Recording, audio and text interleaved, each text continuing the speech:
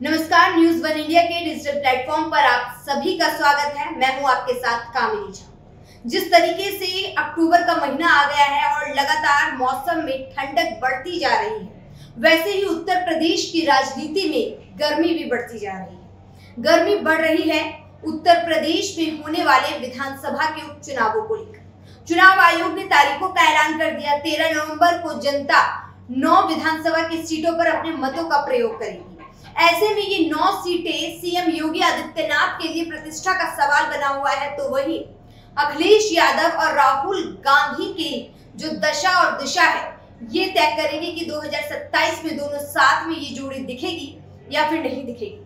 कांग्रेस 2 सीटों पर तो सपा 7 सीटों पर मैदान में है। ऐसे में देखना काफी दिलचस्प होने वाला है कि जिस तरीके से गाजियाबाद विधानसभा सीट और अलीगढ़ की खैर सीट कांग्रेस को मिली है, इन सीटों पर कांग्रेस क्या कमाल कर पाती है, इसी को लेकर बात करने के लिए मेरे साथ हैं मेरी सहयोगी जूही तोमर। जूही, क्या लगता है कुछ कर पाएंगे राहुल गांधी? जिस तरीके से ये जो 2 सीटें हैं ये लंबे समय से भारतीय जनता पार्टी के पास है, क्या लगता है?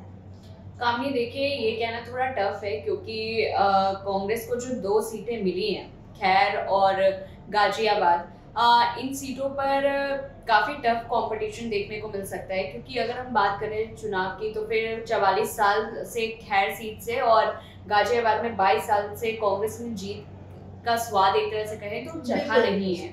और इस वक्त ये बहुत टफ कंपटीशन होगा कांग्रेस के लिए, क्योंकि देखा जाए काफी अखिलेश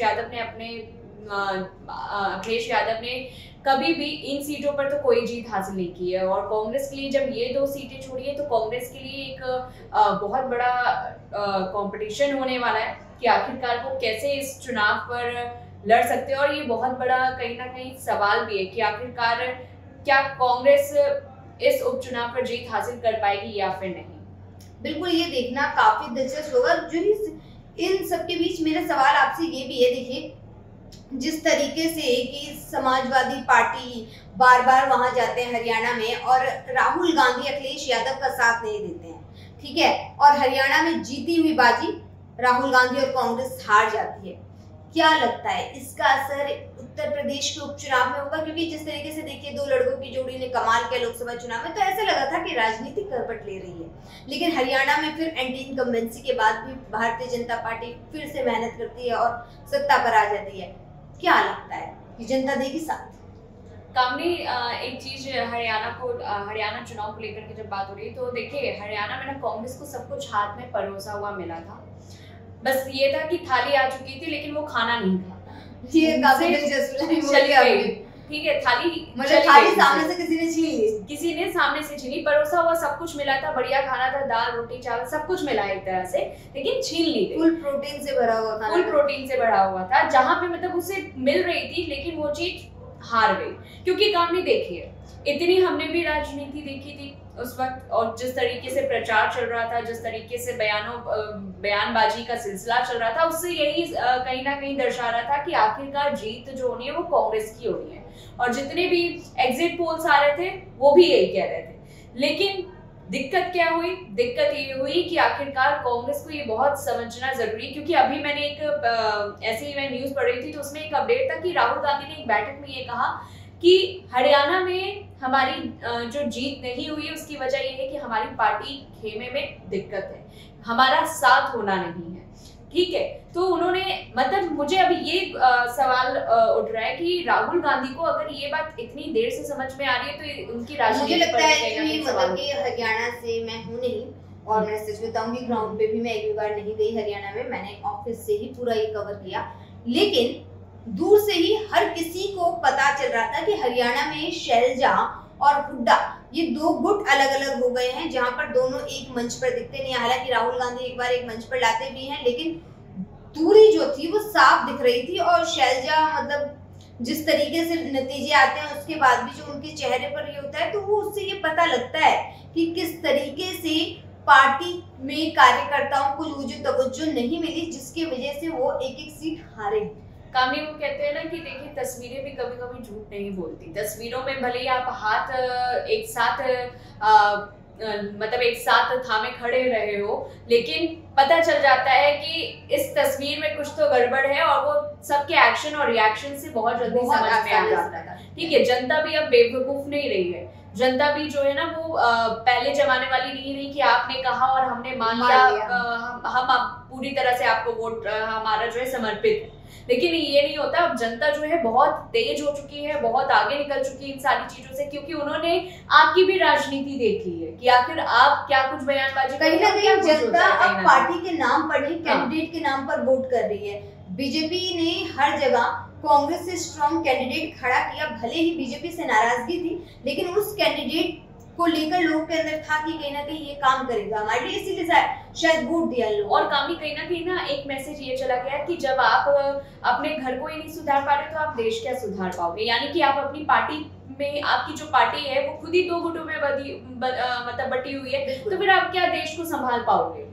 तो इसकी शुरुआत भी जब होती है ना, तो कहते नहीं है कि जब कुछ अच्छा भी करना हो तो इसकी शुरुआत पहले आप अपने घर से करो, वही वाली बात तो है। ऐसे में तभी अब उत्तर प्रदेश पर आ जाते हैं। ऐसे में तो देखिए उत्तर प्रदेश में जो खैर सीट है और जो ये गाजियाबाद सीट है, दोनों पर 2022 में जब विधानसभा चुनाव होते हैं तो भारतीय जनता पार्टी जीतती है। क्या लगता है भारतीय जनता पार्टी से कांग्रेस ये 2 सीटें ले पाएगी? देखिए, अगर हम डॉली शर्मा की बात करें कामनी, तो वो एक उस वक्त भी क्योंकि अभी यही कहा जा रहा है कि कांग्रेस जो है इन दोनों ही सीटों पर महिला मतलब कैंडिडेट जो है वो उतारने वाली है।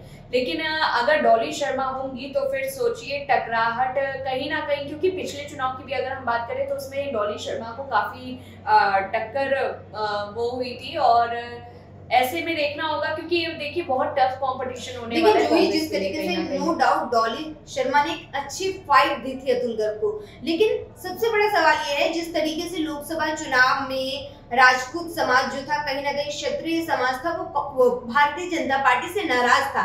जिस तरीके से रिटायर्ड वीके सिंह का जिस तरीके से टिकट कटता है उससे भी जनता नाराज थी कि उन्हें सांसद के लिए दोबारा से टिकट क्यों नहीं दिया जा रहा। उसके बाद भी अतुल गर्ग जीत जाते हैं। यही तो बात है ना कामनी, जनता अब मीडिया के सामने भी उतने शिद्दत से सच नहीं बोलती है। ठीक है, क्योंकि वो भी जानती है कि अगर हमने मीडिया में कुछ बोला तो कहीं ना कहीं नुकसान उन्हें हो सकता है, या मतलब अब सच बताना ही नहीं चाहती है। उस वक्त कितनी खबरें आई थी कामनी लोकसभा चुनाव के वक्त में कि ठाकुर समाज नाराज है, भाजपा को वोट नहीं देगा, कसम खाइए लोटे में नमक डाल करके, इस तरह की तमाम खबरें उस वक्त आ रही थी और हम भी कवरेज कर रहे थे और हमें भी यही लग रहा था कि कहीं ऐसा ना हो कि इस वक्त भारतीय जनता पार्टी, लेकिन देखिए ना कहीं अतुल गर्ग जीत ही गए।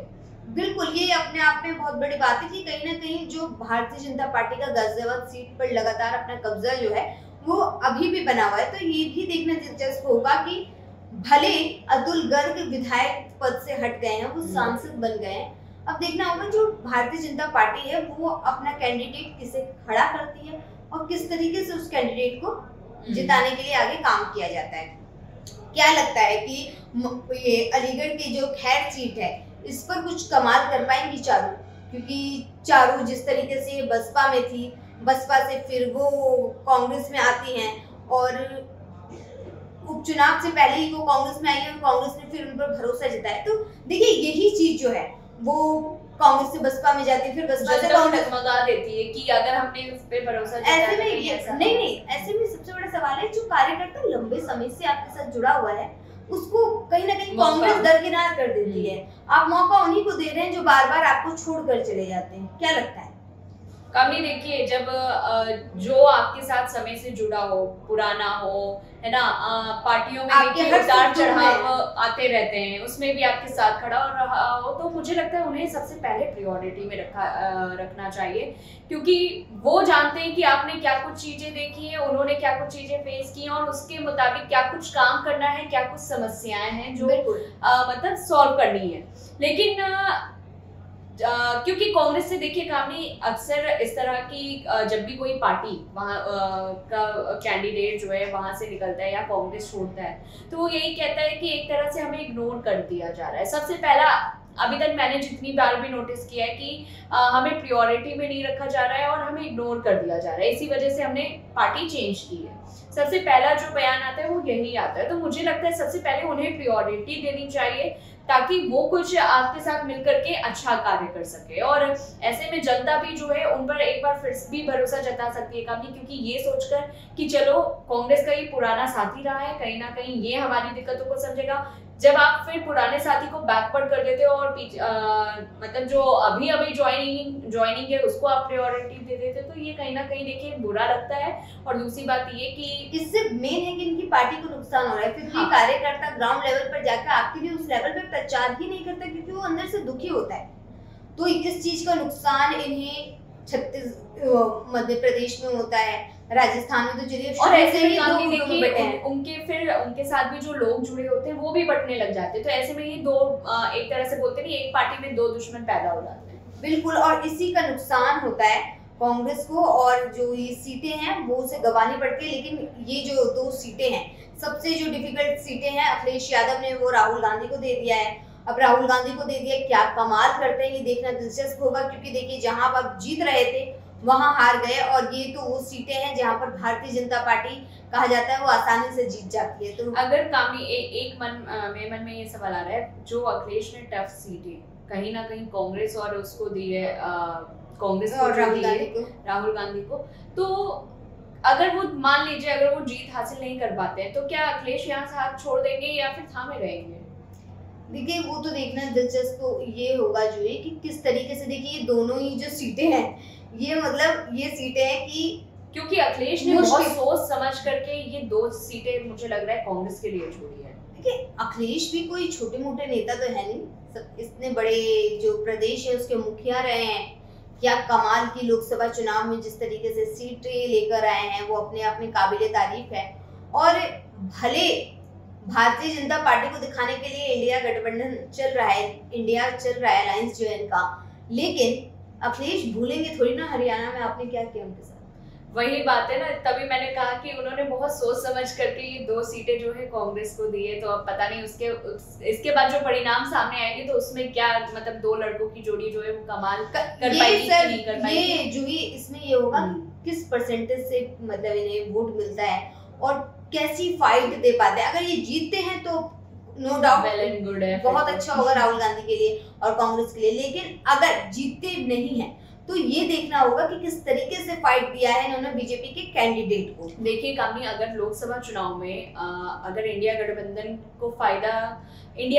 नहीं बनता और तब अगर जो परिणाम निकल करके सामने आते हैं, तो मुझे लगता है कि अखिलेश भी अब कहीं ना कहीं ये चीज समझ चुके हैं कि अगर इंडिया गठबंधन है तो अभी भी हमारे पास ये है कि हम बहुत अच्छी सीटें और बहुत अच्छी जीत जो है दर्ज कर सकते हैं। ये अखिलेश समझ चुके हैं। लेकिन हरियाणा में जिस तरीके से मतलब राहुल गांधी ने इनको एक तरह से दरकिनार कर दिया, लेकिन मुझे लगता है अखिलेश के लिए पहले प्राथमिकता थी कि अभी हमें जीत दर्ज करनी है और बीजेपी को किसी तरह से बाहर करना है। तो अखिलेश हर मंच पर कह रहे हैं कि अभी हमारे लिए हमसे ज्यादा जरूरी ये है कि सत्ता पर जो है उसे हटाना है, क्योंकि वो सही नहीं है। उनके आरोप है कि लोकतंत्र के लिए ये पार्टी सही नहीं है। और ऐसे में जो है ये चीज भी देखना होगा कि किस तरीके से ये जो आंकड़े आएंगे वो ही तय करेगा कि 2027 में क्या होगा। और ये जो गठबंधन है, ये गठबंधन इसलिए भी है कि जो वोट्स है ना वो बटे नहीं, वो बढ़ते हैं तो बीजेपी को फायदा हो जाता है। सोचिए अगर अखिलेश यादव के साथ हरियाणा में इन लोगों ने गठबंधन कर लिया होता तो भारतीय जनता पार्टी से जिस तरीके से कहते हैं मध्य प्रदेश के चले जाते हैं मुख्यमंत्री यादव और सारे यादव मिलकर बीजेपी को वोट दे देते हैं। अगर अखिलेश यादव चले जाते हैं और वही यादव मिलकर अगर कांग्रेस को वोट दे देते हैं, उनके वोट्स बढ़ते नहीं, तो शायद आज हरियाणा के नतीजे कुछ और होते। वही बात है ना, ये समझने की कहीं ना कहीं राहुल गांधी जो है थोड़ा बहुत चूक कर जाते हैं। मुझे लगता है राहुल गांधी अगर राजनीति में है तो मुझे लगता है कि साथ में अभी गठबंधन को लेकर के चलना पड़ेगा, क्योंकि अभी वो अकेले अगर सोच रहे हैं कि मैं अकेले अगर कुछ चीजों को करता हूँ या कुछ सीटों पर जीत दर्ज करता हूँ तो अकेले हो सकता है। तो मुझे लगता है गठबंधन की अभी जरूरत है। और तभी कहीं ना कहीं अगर भाजपा को जिस तरीके से आईना दिखाने की कोशिश कर रहे हैं तो मुझे लगता है गठबंधन का होना अभी इसमें जरूरी है। बिल्कुल, बिना गठबंधन के अभी कुछ काम नहीं कर पाएगा। तो इसीलिए अखिलेश यादव इसीलिए, वरना देखिए हरियाणा में जिस तरीके से इन्होंने किया है और तमाम विधानसभा चुनाव में कहीं ना कहीं ये है कि कांग्रेस को जहाँ लगता है कि वो मजबूत है, वो तमाम दूसरी पार्टियों को दरकिनार करते हैं, उन्हें कुछ समझती नहीं है। ये कांग्रेस को समझना होगा कि आप इस स्थिति में नहीं है कि आप किसी को कुछ ना समझे। ऐसे में कहीं ना कहीं जनता के आगे अखिलेश यादव एक बड़े दिल वाले नेता भी दिखेंगे कि देखिए हम तो जनता और संविधान को बचाने के लिए, जो लगातार भारतीय जनता पार्टी पर ये लोग आरोप लगाते हैं कि बचाने के लिए, देखिए हम तो उन लोगों के साथ भी हैं जो हमारा साथ नहीं देते हैं। तो ऐसे में अब ये देखना दिलचस्प होगा कि उत्तर प्रदेश की 9 विधानसभा की सीटों पर होने वाले उपचुनाव में कौन कितनी बाजी मारता है। 23 नवंबर को जब नतीजे आएंगे तो साफ हो जाएगा कि 2027 की दशा और दिशा क्या होगी। सीएम योगी आदित्यनाथ अपनी प्रतिष्ठा को जिस तरीके से वो दांव पर लगाए उसे कैसे बचाते हैं, वही इन 2 लड़कों की जोड़ी 2027 में हमें दिखेगी या फिर अलग अलग धारा में ये चलते हुए दिखेंगे। आपको फिलहाल इस उपचुनाव को लेकर क्या लगता है, हमें कमेंट बॉक्स में जरूर बताएं।